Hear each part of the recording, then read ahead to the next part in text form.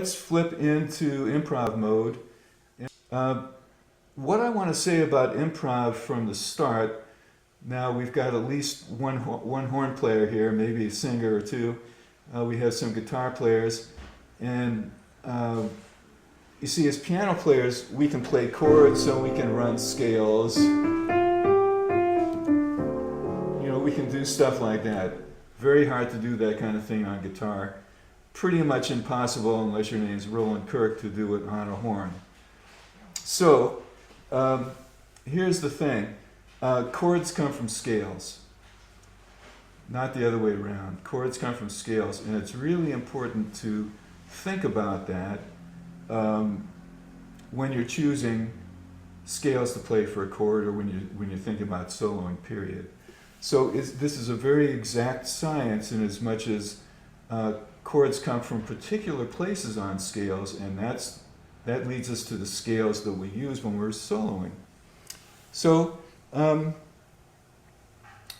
most of the time when you're soloing, you're going to be thinking about a major scale, or you're going to be thinking about a dominant scale, dominant seventh scale.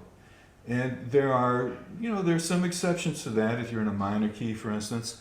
But for the most part, you're going to be thinking about those two scales, and that's what we're going to concentrate on to begin with.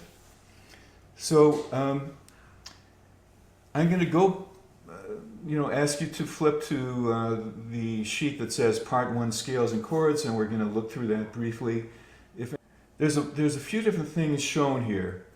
There's under number A, F major 7 scale practice, we have the F major 7 scale, up and down. Notice that when you practice that, this was Barry, you do not go to the octave and you don't double anything. You go from the 7 to the tonic and straight back down. That allows you to stay in time. If you go to the octave, it turns the time around, actually. So we've got 3 chords laid out there. The chord on the tonic, which is F major, the chord on the 3rd, which is A minor 7, and the chord on the 6th, which is D minor 7. Okay? Now, I've chosen those chords. One could say, well, how about the other chords on the scale? What we're going to be doing is showing how practicing a scale outlines chord movements automatically. And that's what you need to realize when you're practicing a scale. And so the reason why I've chosen those 3 chords are because they lead us to the most common chord movements. If you were to look at, standard tunes and stuff, these are the kind of movements you'll see in every song. You might find a reason to play B flat major to E major minor 7 flat 5, let's say, which would be 2 other chords on that scale, but it's not very common. So I'm starting with the most common chord movements.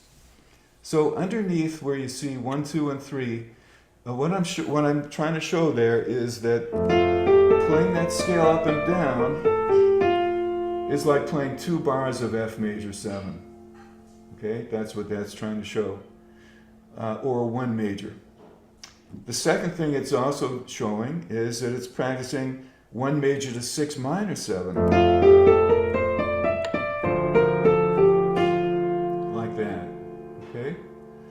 The third thing it's showing is A minor 7 to D minor 7. Now, this was Peter's point about the minor 7. Oh, no, excuse me. I think it was Chris's point about the minor 7.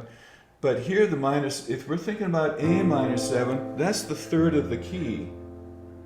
Okay? So when you see the 3rd of the key as a minor 7, that's an exceptional point. You play the major scale over the 3 minor 7. You don't go to the dominant. I wouldn't go to D7 at this point, because it kind of makes it sound like you're in the key of G, because it brings in an F sharp. So when you get to 3 minor 7, you have to play the major scale over it. So A. That was 3 minor to 6 minor. Okay?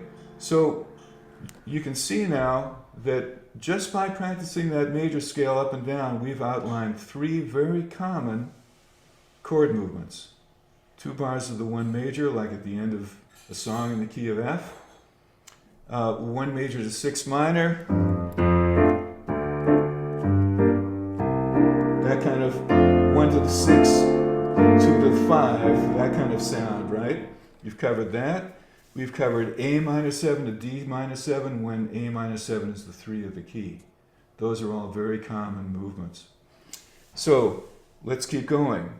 Second way that I'd recommend practicing the major scale is up and down to the flat 2, which is not really the correct way to say it. It becomes the third of D7. Now what this is about is running one scale into another scale. And essentially that's what you do when you solo. You practice scale into scale.